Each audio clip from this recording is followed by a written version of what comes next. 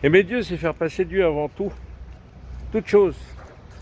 Aimer Dieu, ça se voit sur une personne. Quelqu'un qui aime Dieu, ça se voit.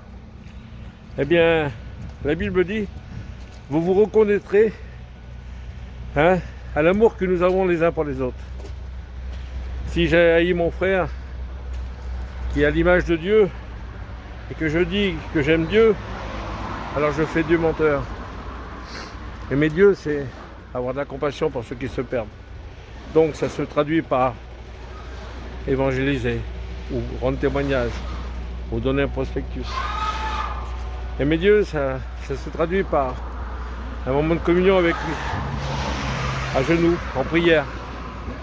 Dire Seigneur, je te demande ta grâce, je te présente ma famille, mes enfants, moi-même.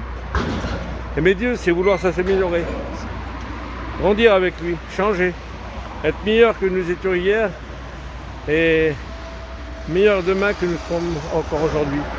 Ça s'appelle grandir avec lui. Grandir non pas pour être sauvé parce que nous le sommes, par grâce simplement, par le moyen de la foi, mais pour prouver notre amour. Un boulanger sait faire du pain. Eh bien, un musicien sait faire de la musique. Eh bien, un chrétien, il sait aimer Dieu. Aimer Dieu, c'est avoir des moments de louange envers lui.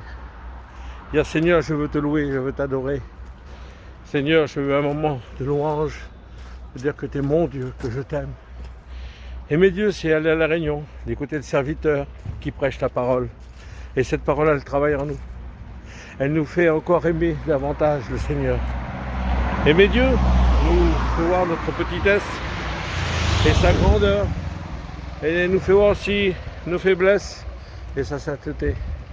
Aimer Dieu, c'est la vie la plus belle qui peut exister. C'est d'avoir un avenir sûr, assuré. C'est d'avoir un projet pour nos enfants. Parce que nous savons que nos enfants sont dans ses mains. Aimer Dieu, ben c'est ce qu'il y a de mieux.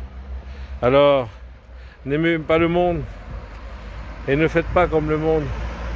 Aimez Dieu et faites comme Dieu le veut. Soyez bénis.